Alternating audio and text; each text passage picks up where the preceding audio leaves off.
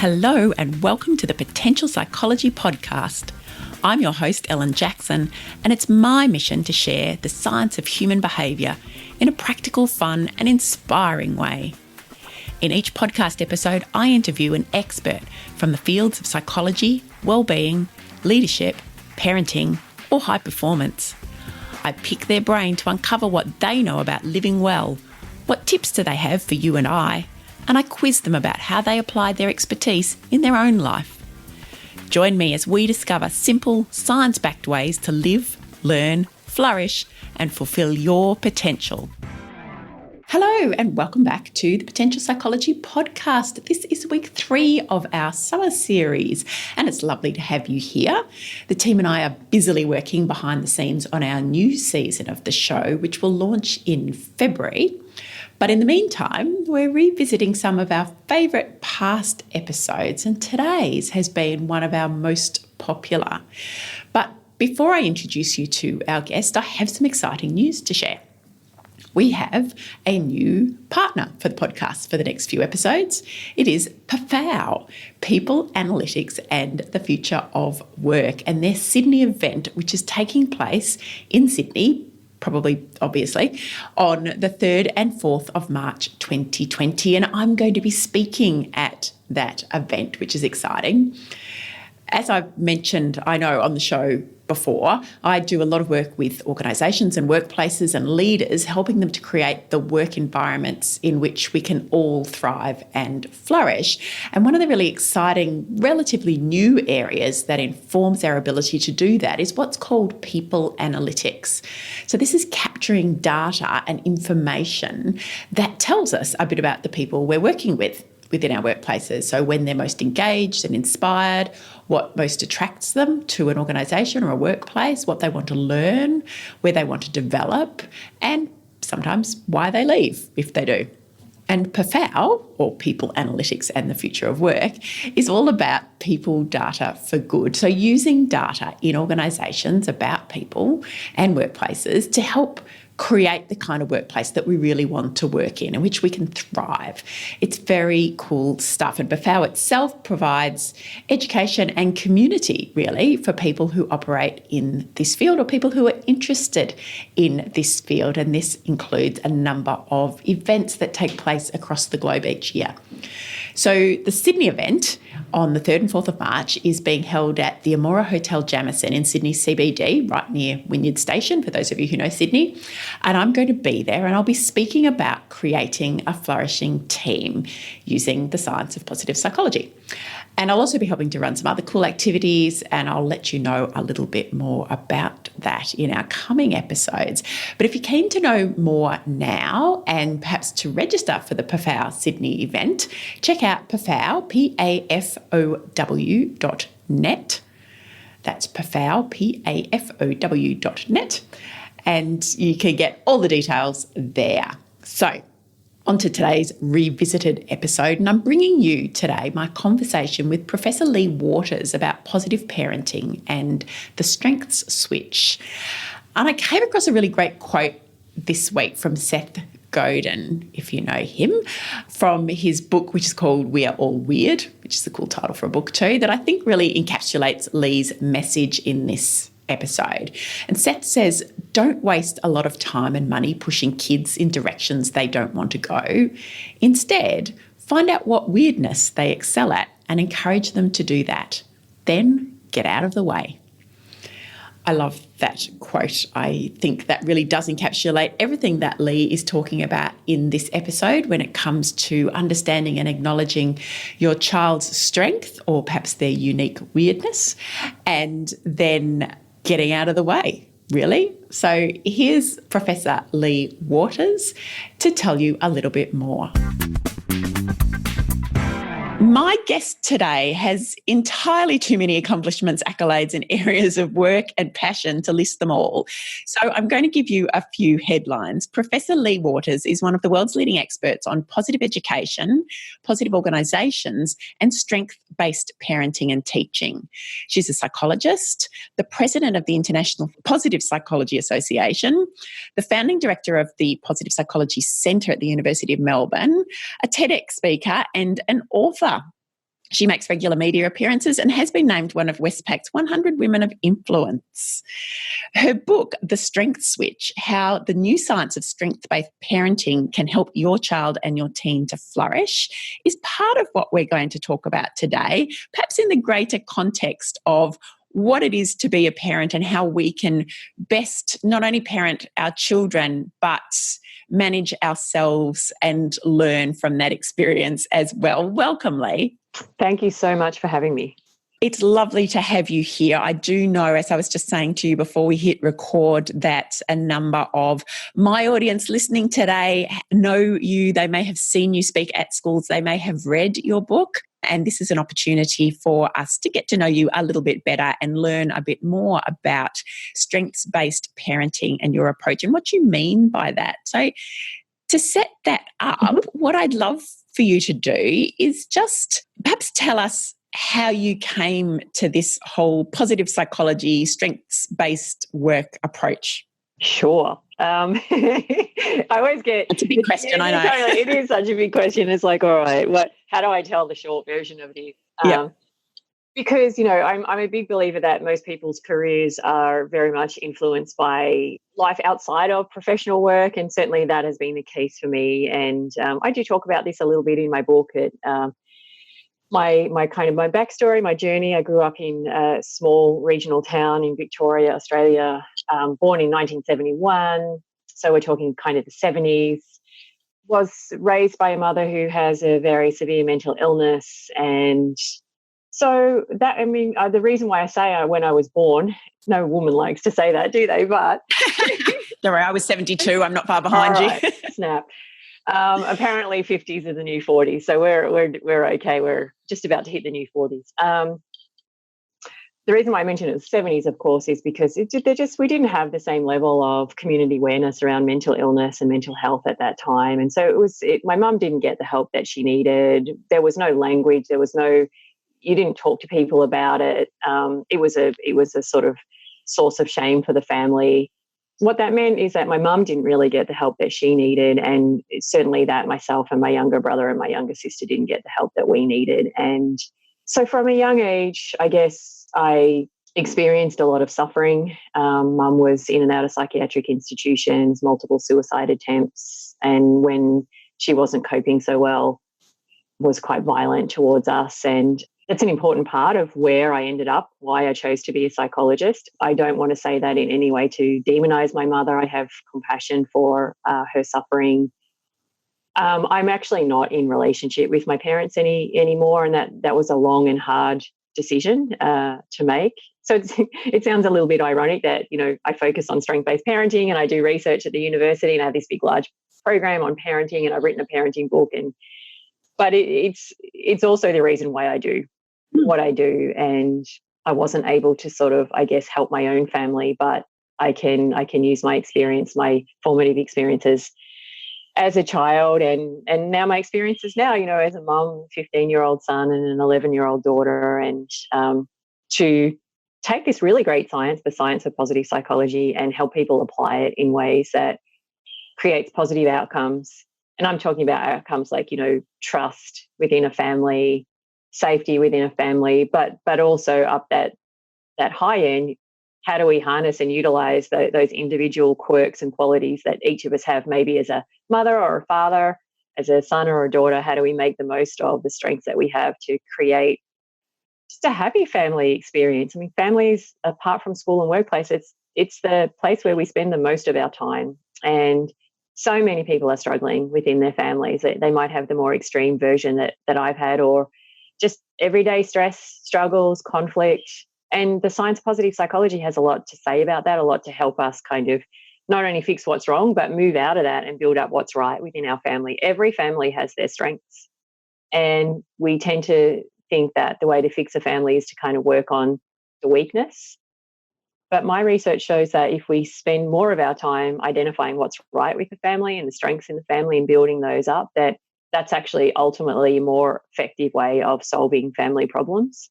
When you focus on problem, and you fix the problem, you may be successful, and then all you are is a family who no longer has problems. Yeah. But that's not the same as a family who has strengths and joy and happiness and trust and love and enjoys each other's company. They're different things. It's the difference between perhaps a family that's operating at okay, surviving, and a family that is operating at thriving and flourishing. Yeah. And, I want to kind of say up front that I'm not trying to create perfect families or ideal families. No one thrives all of the time, but you can get yourself there more often, and you can have those outcomes that we want as parents, to have harmony, to like each other, to enjoy each other's company, to enable each other, uplift each other. As I'm saying that out loud, just a little kind of my own family moment. We've got a new puppy. Her name's Pepper. She's a gorgeous. Our new family member. So her name's Pepper because she's got a black coat. So my daughter Emily called her Pepper. My son now is agitating for a second one that's white, so we can call it Salt. To get the match. We need Salt and Pepper. So Pepper is little and she's being trained, and the other day she wanted to do something that she wasn't allowed to, and she was whinging, and my daughter didn't know this. I was in the kitchen. I heard her out in the back deck, and she was setting the boundaries, but she picked Pepper up and she said, "You know what, you shouldn't whinge because you're so lucky that you belong to this family."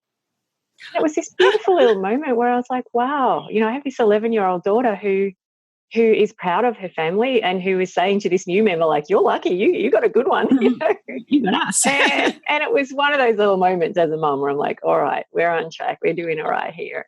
But that's not to say that my daughter says that all of the time. And there's certainly times where she's like, Mum, it's not fair. How come I don't get as much screen time as other people? Or why are you making me eat vegetables? Or you're not listening? Or you're on your computer too much? So it's about the good moments outnumbering the bad, maybe. That's exactly what it is. It's just a proportional thing. And that's what the strength switch is about. It's not saying we should only focus on strength and we should ignore weaknesses. It's just about the proportion of time and energy where you place as a parent. What proportion of your time is placed on fixing weakness and dealing with what's wrong, and what proportion of your time is focused on building up strengths and amplifying the positive qualities in a family.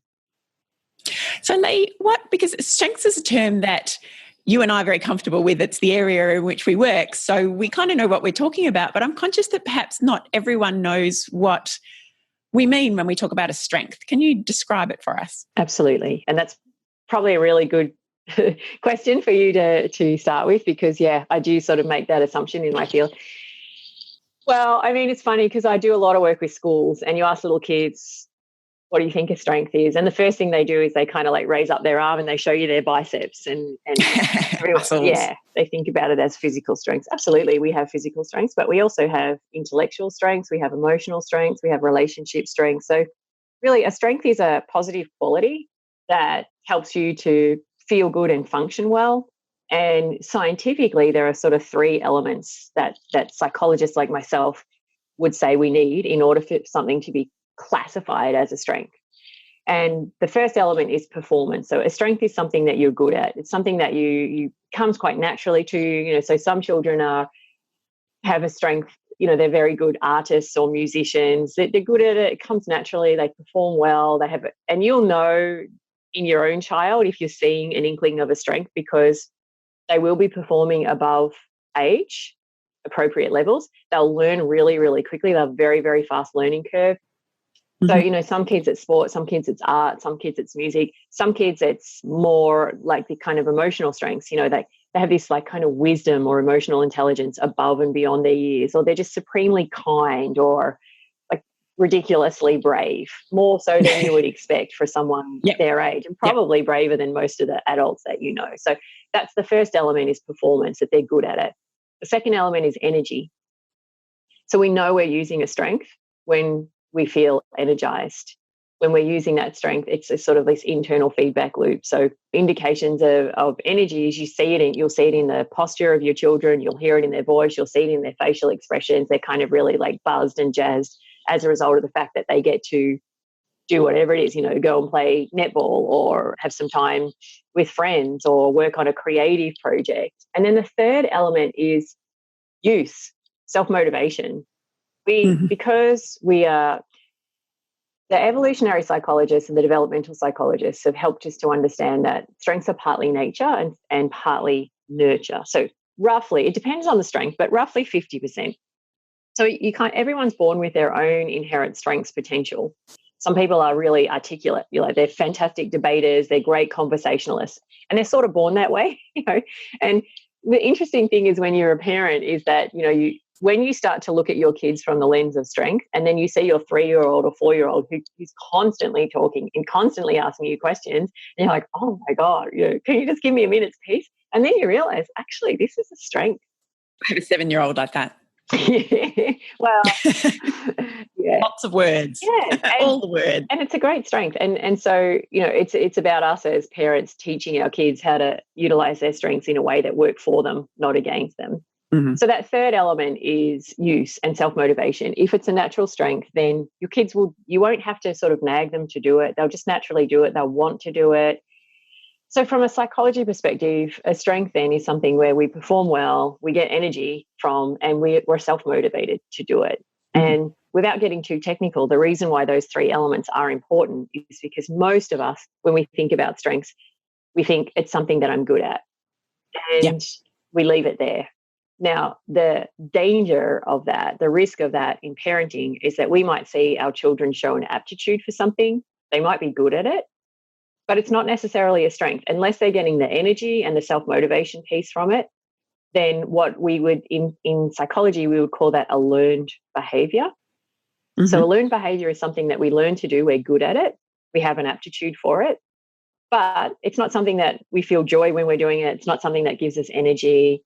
And I'll give you a concrete example from my life just to sort of make that concrete for people is in my role at the university, having been there for 22 years and sort of climbed the corporate ladder, so to speak, now at the professor level, I get asked to chair a lot of meetings. And that's part of my role.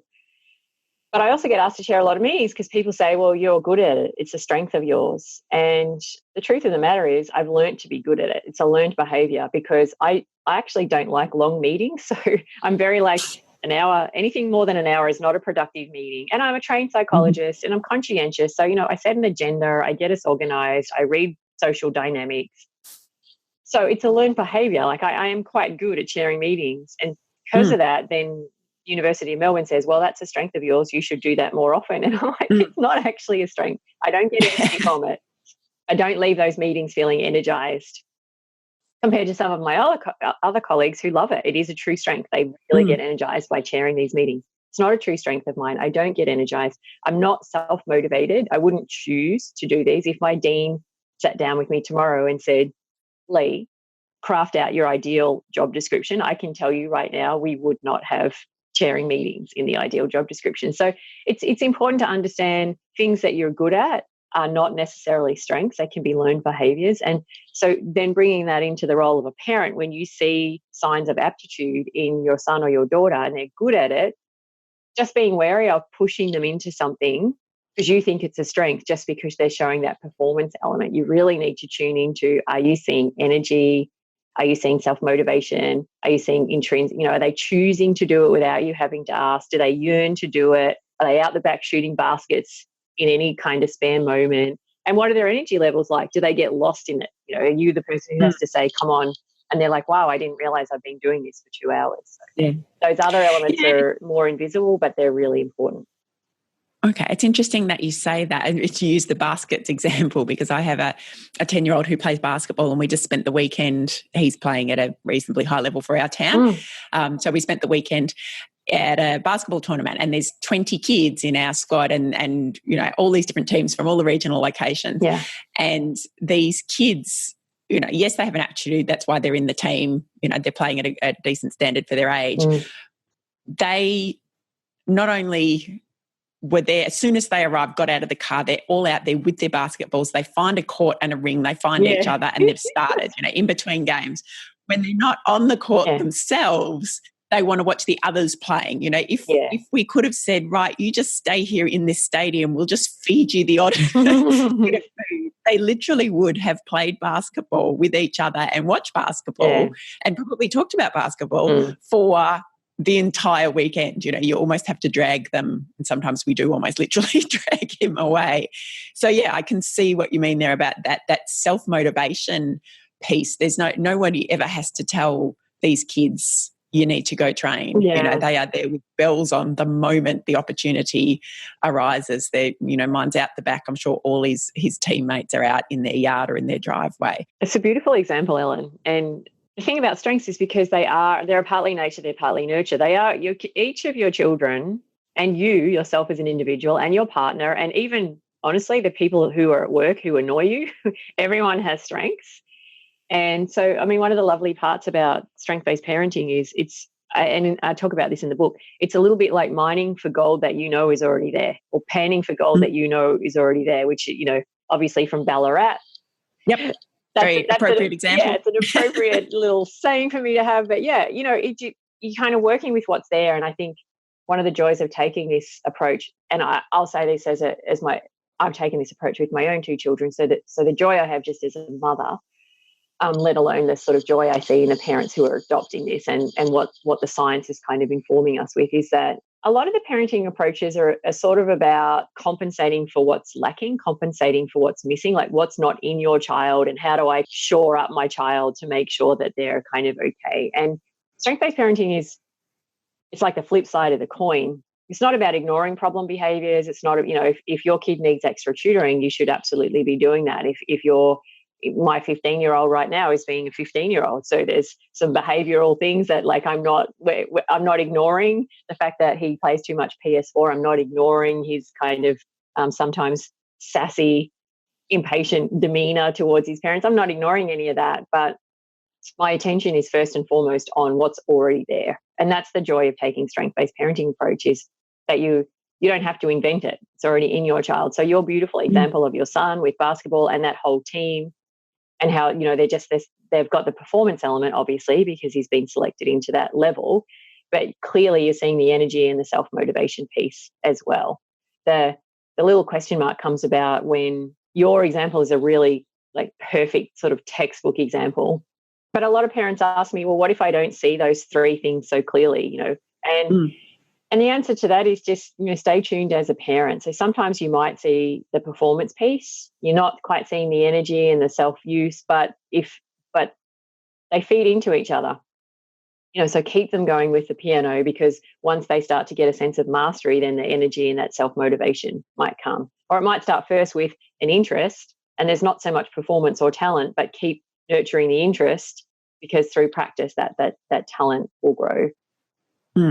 And I can imagine as a parent, there's a balancing act in there, isn't there? Because you don't want, if you've got a child, to use the piano example, who shows an aptitude and some level of interest, but then doesn't want to practice, because that's boring, or wanting to be able to encourage that aptitude so that they can perhaps gain that sense of mastery and competence that we know then fuels motivation, without wanting to destroy any passion that might be there because of a sense that they're nagging. It's such a delicate balance. And this is where you take the strength-based approach, and then you just take on the normal kind of wisdom of what's a sensible approach here as a parent. And so it's about creating rhythm and routine. It's about encouraging your kids. And even in that moment, sharing, you know what, I have to do this thing at work and I don't really like doing it either. But, it's kind of part of life, and you'll feel better about yourself once you've done it. And you'll remember how you felt when you mastered this particular song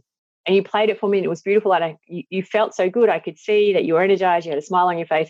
Well, now you're just in a little moment where you're playing something a little bit harder. So giving them that image of the future, but also letting them know that there are just some parts of life that aren't always enjoyable and we have to get ourselves through them. And the music is the sort of portal, but what they're learning through that is grit, perseverance, persistence, not turning it into an argument, So look, this is part of the deal. We're paying for your lessons. This is what's happening. You've committed to this. But if it's really that moment where it's going to make them hate music, then just pull back as a parent and say, okay, tonight's not the night. Let's go and do something fun. We'll do it tomorrow night. And I think that's one of the things about parenting. And I have to tell myself this so much, is that it's a long journey. We've got time. So we can pull back from those moments, and we can come back tomorrow. We can come back next week. It can be an ongoing conversation. Yeah, and not a battle. Yeah.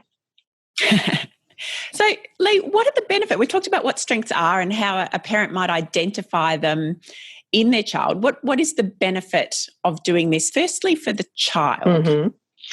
Great question. And so that's one of kind of the major research programs that we've been running out of the University of Melbourne. And there are, a host of benefits. The key ones are around the mental health and identity of young children. And so what we're finding is that young children and teenagers who have strength-based parents have high levels of self-confidence, high levels of life satisfaction, high levels of happiness, high levels of persistence, high levels of self-efficacy. Self-efficacy meaning that, they have a kind of internal belief that I have mastery and control over my world. If I put effort into basketball or studies or friendships or, developing my creative skills, my fashion sense, whatever it happens to be, that effort will pay off. So they have higher levels of all of these kind of positive indicators of mental health. They also have lower levels of stress, lower levels of depression, lower levels of anxiety, lower levels of sort of low-level negative emotions. And it's always really, really nice to have that science behind it. But I think so much of it just comes down to common sense. If you put yourself in the shoes of a young person who is being raised by parents who help them to see and utilize, you have these particular strengths. You're good at basketball, you've got the gift of the gab, you're kind, you're creative, you've got really keen observational skills, you notice things that other people don't notice. Whatever it happens to be, they're all, every child is born with their own constellation. If you've got a parent pointing that out to you, it's not that it just makes you feel good about yourself. What they're doing is they're helping you to utilize those skills. And so in moments of stress, frustration, friendship issues, homework challenges, they realize, oh, I've sort of got this internal resource. I've got this inner toolkit. I can draw on my persistence. I can draw on my humor, in a moment of stress to make everyone laugh. I can draw on my creative abilities. I can draw on my observational skills. I can talk my way out of this particular situation, whatever it happens to be. So you're really instilling this sense of like, I've got something that's positive and it's useful. I can use it in challenge. And also, I can use it when things are going well. I can use it to set goals. I can use it when I'm having a great time with my friends. I can use it when I'm enjoying a class. And so where I think strengths have their value is that they're very concrete and we can utilize them. And I suppose because I'm in the field of positive psychology, I've spent a long time listening to and genuinely understanding that some people have a bit of a reaction to a negative reaction to the field of positive psychology because they hear the word positive and they feel like it's a bit artificial. It's kind of blind optimism. Pollyanna. Yeah, Pollyanna. I was called the Pollyanna psychologist for a long time. But strengths are positive qualities. That doesn't mean that you use them in a sort of artificially blind, optimistic way. I think the greatest power of strengths, and I've seen this with my own two children, is in their times of stress and challenge and how it is that they realize, like, I'm not unequipped here. I've got things that I can do and I was born with them. And these are qualities that I can use that can help me in this situation. So how might we contrast this? Because I know this helps sometimes to understand these notions. How might we contrast that with, say, a weakness, but, to use the best term I suppose I can come up with, but a weakness type approach to parenting and what the impact that might have on kids? I think our default mechanism, even if we love our children, our default is to be more oriented. And again, in the book, I've got a whole chapter on sort of the biology of our brain and why it is that we can love our kids so much, and yet we zoom in on what's wrong with them and what do we need to fix. And we have all these hot buttons and they annoy us. And that's to do with the biology of our brain and our own negativity bias, which is a kind of evolutionary bias. That means that our brain programs us to spot what's going wrong in the environment more quickly than what's going right in the environment, because that provided us with a survival advantage. If you imagine our ancestors out on the savannah, the brain that was quickly able to detect a little noise of a rustle in the bush or an odor that didn't smell right, the brain that had that early detection for what's going wrong in the environment survived. The brain that didn't survive. Got eaten by something. Yeah, exactly. Someone's lunch.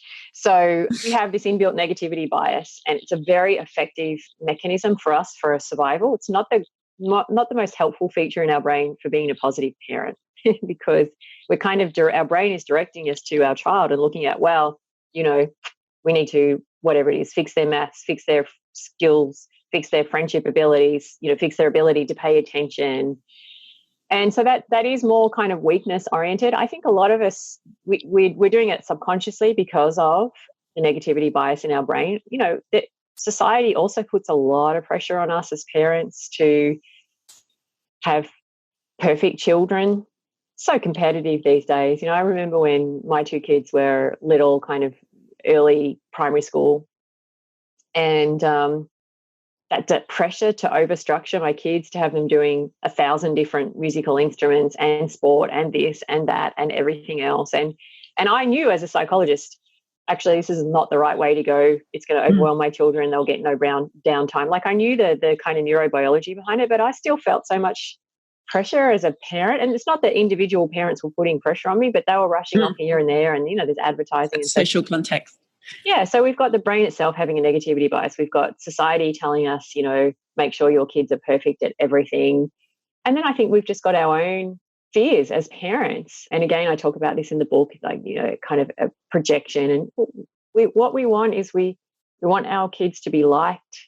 We want them to be accepted. We want them to be happy. We want them to feel good about themselves. And so maybe because of the way that our era was raised, we think that the way to do that, you know, that ultimately they'll like themselves, feel good about themselves, be socially accepted if there's nothing wrong with them, because then no one can pick on them. And what my research does is it kind of flips that on the head and says, ultimately, the way that your child will like themselves, feel good about themselves, find their niche, is to actually help them amplify what's right with them. So we might feel like we need to kind of plug in the holes and fix in the weaknesses and the little bits that are a bit rough around the edges. And we're doing it out of love. But if you put yourself in the shoes of the child, what they're hearing on a really regular basis is, you know, I love you, but I need to fix you. I love you, but there's something wrong with you. I love you, but we need to fix this. We need to do something about that. And like it's conditional somehow. Yeah. And also kids have negativity bias as well. So they don't tune into the first part of the sentence, I love you. They tune into there's something wrong with you. And we all do that. That's human nature. I think one of the most profound things that I've experienced just in working with parents in the workshops is they come along because they love their kids, they want to do the right thing by their kids. But invariably the conversation turns to their own childhood, their parents, and there's so much sadness and maybe it's a self-selection effect, the type of parents who do my online course or read my book, or I'm not so sure though. I just think that we were raised in an era where there was an assumption that improvement is a process of fixing what is wrong with you. And parents may have lovingly wanted to improve their children, but the assumption was improvement is a process of fixing what's wrong with you. And I think one of the biggest kind of gifts of the field, the science of positive psychology, over the last almost 2 decades, it'll be 2 decades old next year, which is kind of fun because we're hosting the World Congress of Positive Psychology is coming to Melbourne next. I will be there. Yeah. Oh, cool. Make sure you come and say hello. I will. So it's sort of, I don't know, it seems nice and poetic that on the 20-year anniversary of the field that Australia is the country that's hosting the World Congress. Yeah. But I think what I was saying is one of the biggest gifts of positive psychology is it's really questioned this assumption about improvement. Improvement doesn't just have to be a process of fixing what's wrong with us. Improvement can equally be a process of expanding and growing and building what is right with us. And society generally doesn't question that. You know, if I use this example, if I was your boss, Ellen, and we passed each other in the hallway at work and I said, you know, can you make an appointment to come and see me on Friday? There's some areas of improvement. What would be your first response when you hear me say that? The automatic thought is, oh my goodness, what am I doing wrong? What am I getting wrong? Yeah, absolutely. A bit of panic.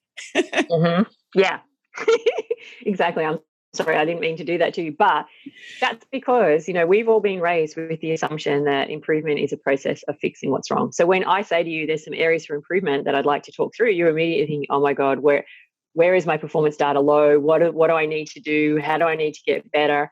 And actually, the truth of the matter is I've looked at your performance data and I'm like, she's really good on client sales. Like she's kicking it compared to everyone else. So I want to speak to her about like, what's her secret? Why is she so good at client sales? How can she teach the rest of the team? Because she's clearly got some kind of like social skill or something.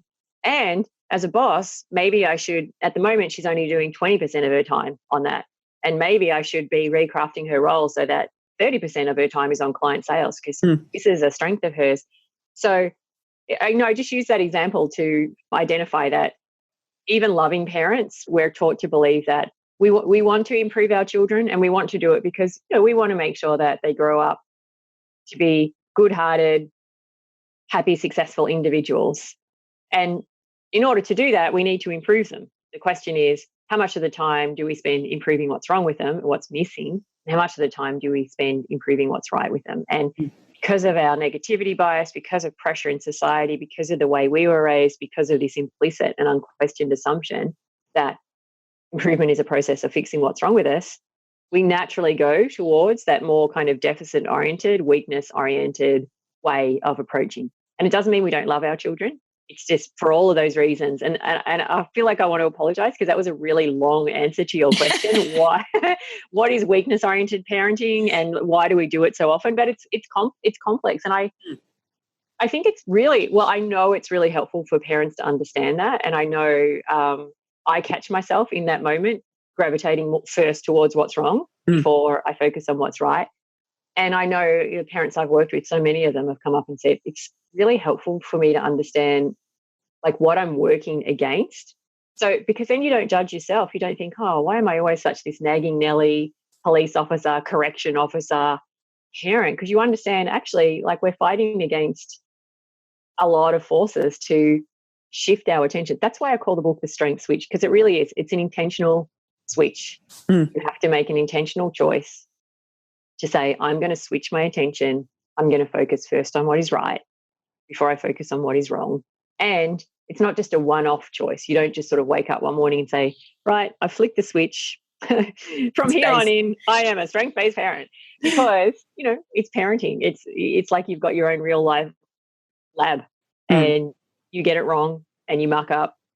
And what I've learned to do in my own parenting journey and, what I advise parents to do is that when you do, those moments where you have been deficit-oriented first, just don't get down on yourself. Just say, okay, well, this is a chance to practice. This is a do-over. Apologize. I think it's so powerful for parents and for children, for parents to be able to say, you know what, I mucked that up. I got that wrong. I wish I hadn't have handled it that way. I'm really sorry about that. That's so important for a young person to hear and so empowering for them because then it teaches them you're allowed to make mistakes. You acknowledge your mistake, you say sorry, and you repair the relationship. And that's such a helpful skill for them to learn with their teachers, with their friends, and then when they grow up as well. So it's a very dynamic thing, strength-based parenting. But what I will say is every time you practice it, every time you get it right, you're building new neural networks in your brain. So it really, really, it's just a skill set. It becomes easier and easier and easier and soon you'll just be doing it automatically. And what will happen is all your kids' friends love hanging out at your place because, and it's not this Pollyanna psychologist. You're not being artificial with them, but you really, you can spot, wow, this friend has this strength, this friend has that strength, this friend, and you're able to acknowledge it. And I think that point you made about the neural pathways, one of the challenges, I guess, for parents, and I'm going to ask you in a moment about the benefits of this approach for parents too, but is that, we're not only hardwired, but we just have these habits of thinking, we've done it a certain way. We've picked up on those things that are going wrong for so long, 20, 30, 40 more years. Yeah. And it takes practice to kind of rewire those thinking habits, doesn't it? It does. Yeah, absolutely. And so this is where, it's an intentional thing. It takes practice. It requires work to begin with. It's so worth it though, because the work that you do, in addition to becoming easier over time, going back to that message of, I love you, but I need to fix you. Well, that becomes 20% of the time you speak to your kids, and the 80% of your time is, I love you. And I admire this quality in you. Let's build it up. And it's a very different message for a child. And it's worth it. Like we said, the science is finding that young children who have parents who are strength-based just do better. They have just much more robust mental health. And so what are the benefits of this approach for the parents? We've talked about the kind of what we need to do and how we kind of need to practice and test this and learn it ourselves. But are there benefits for us as parents in flicking this switch? Such a worthwhile question. The short answer is yes. And I'll tell you why I think the question is worthwhile. When I first got pregnant with Nick, because of my own childhood, I didn't have role models for parents. I knew I wanted to do it really radically different, but I didn't have that sort of inbuilt knowledge or model. And so honestly, I can tell you, I read every single parenting book that was on the market. It's a diligent psychologist in you. Yeah, exactly. And one of my strengths is conscientiousness, and I'm an academic. I like learning. So I read everything, and I ended up feeling pretty stressed, to be honest, and overwhelmed. And so I was doing the right thing by my children, but it was causing stress to me. And so, one of the questions, of course, around strength-based parenting is, we know it's good for the children. Is it good for the parent? And for the same reasons that it's good for your kids, the research is showing us it's good for you as an individual, because when you learn to identify your strengths, it boosts your sense of confidence in the parenting role. It boosts your sense of self-efficacy. You start to bring your strengths more into the moment of parenting, and you become more authentic. You become more relaxed. You're performing better, you have energy, you're self-motivated. Formally, what the research is showing us is that parents who take a strength-based parenting approach have higher levels of positive emotions towards their children and have higher levels of confidence in their role as a parent. Informally, what I've seen happen is parents are much more engaged, they have more energy, they have more confidence, they have less stress. But also what starts to happen is it changes the dynamics within the family. So the kids start to acknowledge and see their parents' strengths. And so it creates this really lovely relational glue where most children, they're born in a way where they just they're imprinted. They love their parents no matter what, until they become teenagers. And then, they still love their parents, but they start to kind of like critique. And that's natural. That's a normal process. And it's actually an important process, because that's when the teenager is individuating and they're starting to really craft, this is my own individual identity as separate and different to my parents. So where I've seen that informally, strengths creates that glue, is that teenagers are still doing that, but they're able to kind of, individuation is about just saying, I'm a separate individual to you. Now, the natural process is that teenagers do that by criticizing their parent. When you take a strength-based approach, the teenagers can say, I'm a separate person to you because I have this particular strength. You have that particular strength. Yep. So you're allowing that natural psychological process of individuation to occur, but it doesn't have to be so judgmental and critical. It's not such a battle. That's interesting, isn't it? Because I think that is something that my kids aren't quite there yet. My oldest is 10, but certainly surrounding me are parents who are entering those teenage years. Yeah. And I think even just part of our kind of, I don't know whether it's just the conversation is that, teenagers, that it's hard work, that it's a battle, that there is this criticism, there's lots of eye roll, this kind of idea of what teenage years are like. Yeah. And I think, that point about that individuation, the fact that this is an important part of their development, that they do start to kind of separate, that they pull away, that they recognize themselves as different. But being able to see some positives in that and in the way that could happen, rather than having to be a constant battle, because you can kind of see how that sets itself. The teenager starts to become critical of a parent as part of that developmental process, and then the parent becomes critical in return, and it just escalates, doesn't it? Absolutely. And it's just a dynamic. Every action has an opposite and equal reaction, So when your teenager is feeling criticized by you, they criticize you back, and then you feel criticized, and then so it creates this kind of downward spiral. When the teenager feels that you see their strengths, then they're more likely to see yours, and also you're owning your strengths as a strength-based parent. You're saying, okay, this is a moment where I can use my problem-solving abilities, or this is a moment where I can draw on my patience, or this is a moment where I can use my humor to deflect and deflate a situation, whatever, or my kindness, whatever your own strengths are. And you're going to perform it better. You're going to be more effective as a parent. And in the book, I talk about strength-based discipline. And I think that's a really important part too, is being able to reframe that problem behavior in a way where it's not necessarily coming from a bad place, but maybe it's an overuse or an underuse of a particular strength. So you've got a child who's really curious, but they're overusing their strength and it's making them become kind of nosy.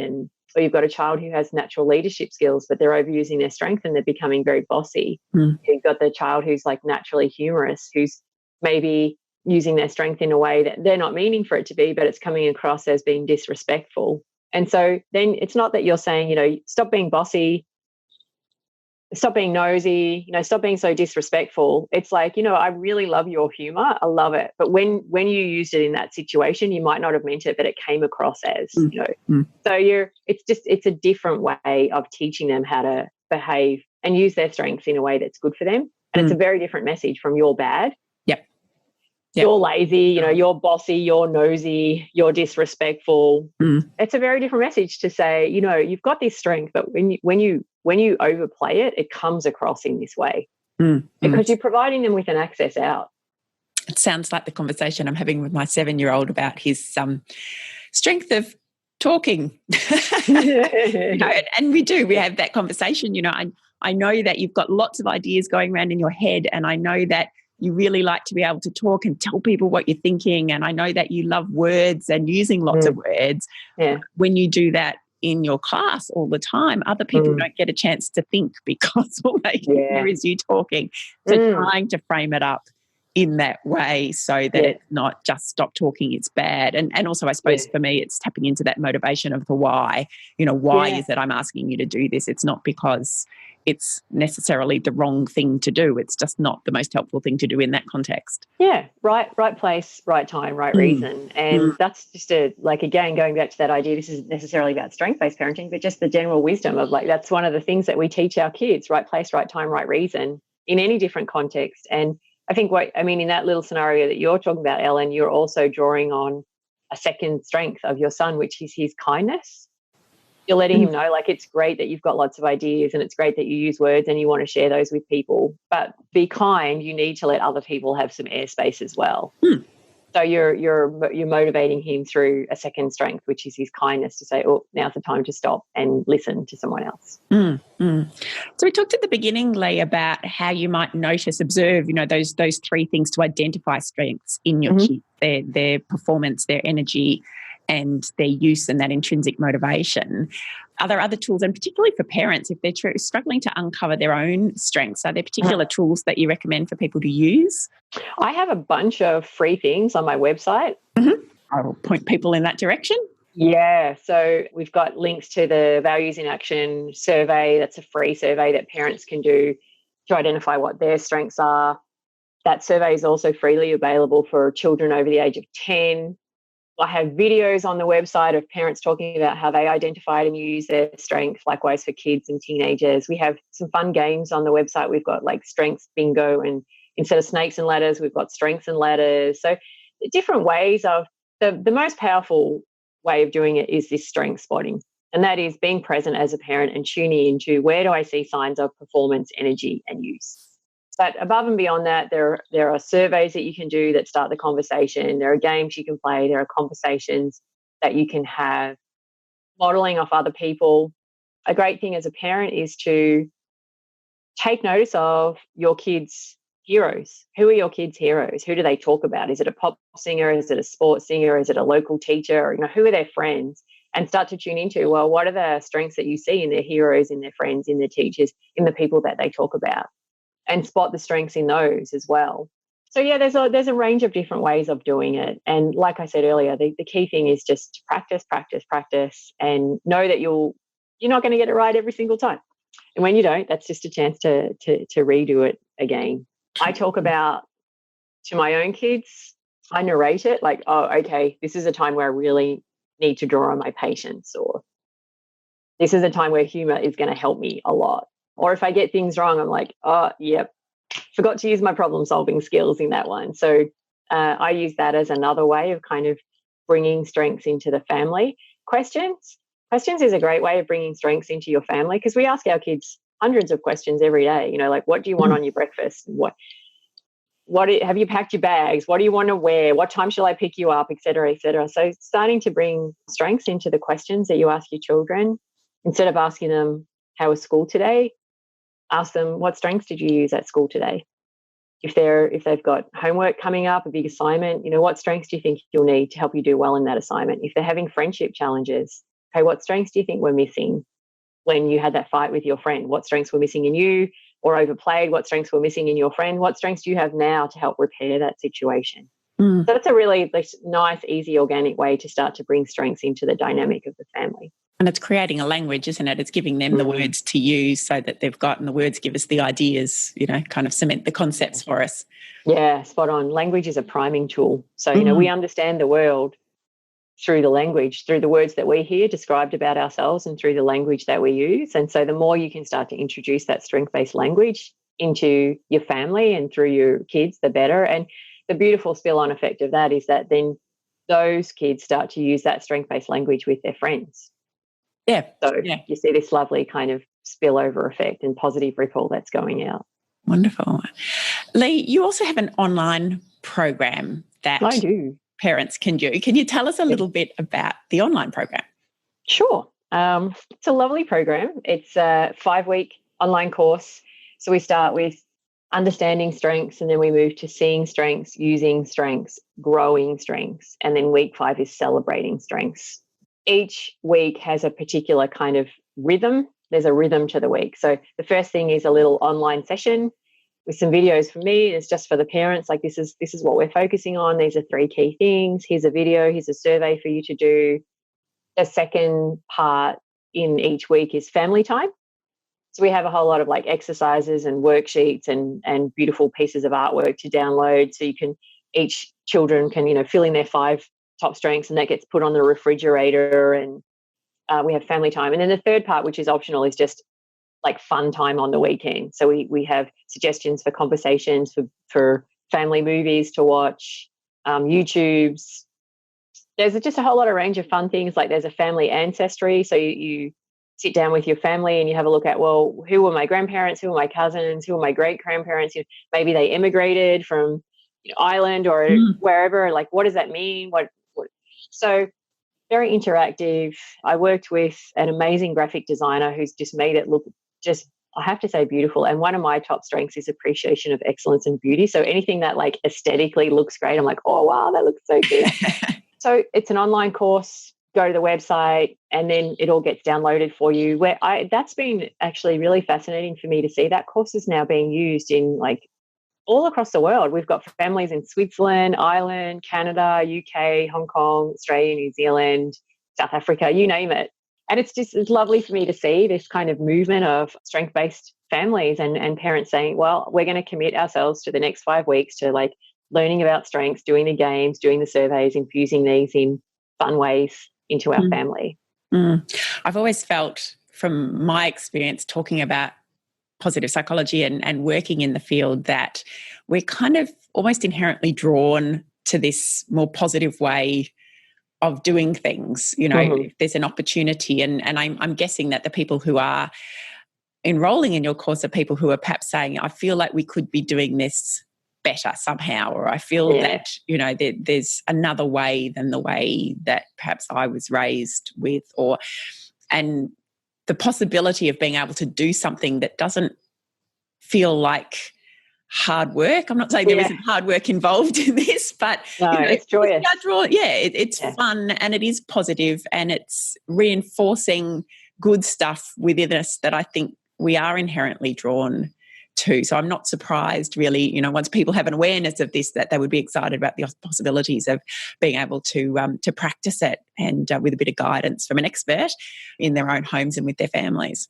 Thank you. Yeah, it's been amazing to watch that go. I mean, it's sort of an interesting journey for me just as a psychologist to then sort of say, well, not everyone wants to read a book. That's not everyone's style. Yeah. And some people want to do it more interactively, and some people want to do it like at home with fun things to do. And so just finding different ways of getting that same message out, and then kind of, seeing it take off across the world. It's been a really lovely thing to watch how many families are wanting to do it differently and to inject a bit of kind of love and strength and joy into family life.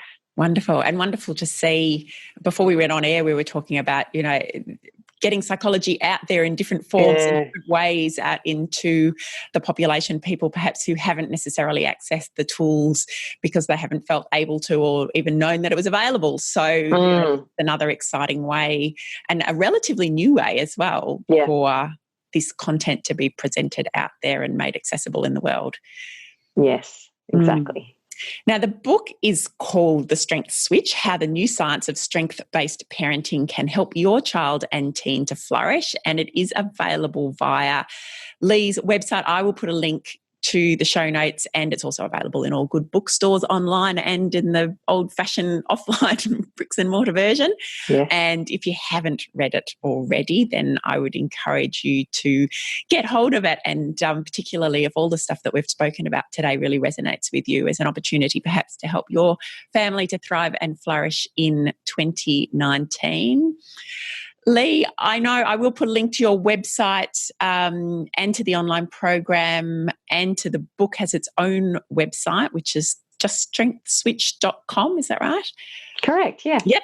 And I will put all of those details in there. Thank you so much. There's lots more I could ask you. There are so many other things we could talk about, but perhaps we'll have you on another time to talk about some of those other topics. Yeah, I'd love to. Thank you.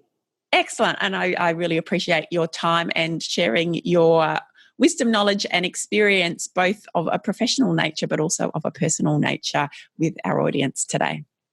It's been a pleasure. Thank you so much. Very enjoyable conversation, and anytime you want me back, just let me know. Thank you so much for revisiting that conversation with Professor Lea Waters with me. You can find out more about Lee via her website, which is leawaters.com. That's LEA Waters.com. And you can find her online parenting program and her book, The Strength Switch, How the New Science of Strengths-Based Parenting Can Help Your Child and Teen to Flourish, on the Strength Switch website, which is just strengthswitch.com. Lee also has a great selection of free resources on the Strength Switch site that are absolutely worth checking out, including her parenting manifesto, which I absolutely love. It's a simple one-pager that you can print out and sign as a reminder and a commitment to the simple steps to taking a more strength-based approach to parenting, and also a more strengths-based approach to operating in the wider world. And Jay and I have put links to Lee's website, her book, her online program, and her social media profiles in the show notes for this episode, along with Lee's positive parenting tips and the other resources that we've mentioned during this conversation. You'll find it all at potential.com.au/podcast. Now, don't forget to check out the PAFAO, People Analytics and the Future of Work website and Sydney event to be held on the 3rd and 4th of March 2020. You'll find all of the details at pafow.net, PAFOW.net. And if you happen to be in the San Francisco area next week, there is an exciting PAFAO San Francisco event happening. It's on the 29th and 30th of January. I won't be at this one, sadly. I'd love to be. But there is an amazing lineup of speakers, a great mix of scientists and practitioners who are all presenting under the banner of honouring the human experience in the age of AI, artificial intelligence, and perpetual change. So anybody who has anything to do with people and perhaps the future of work or people at work or leading, or you just have an interest, it is absolutely worth checking that out. You can find all the details at pafow.net, PAFOW.net. Next week, we're revisiting my conversation with Dr. Adrian Medhurst about living well and having impact. Adrian's a psychologist, a speaker, an author, and a thought leader on his mission, the broader mission, certainly mine as well, to optimise performance and well-being for people and organisations. And he specialises in performance psychology, well-being science, mindfulness, innovation and emerging technology, which is a lot. And Adrian's also going to be presenting at the PAFAO Sydney event. So I thought it might be timely to revisit our conversation from an earlier season of the show. And in this episode, Adrian and I will be talking about finding the balance between well-being and performance, using little tweaks to enhance our happiness, how to live well and have impact, and mastering daily stress, as well as many other cool topics. So that's next week in our summer series of the Potential Psychology podcast.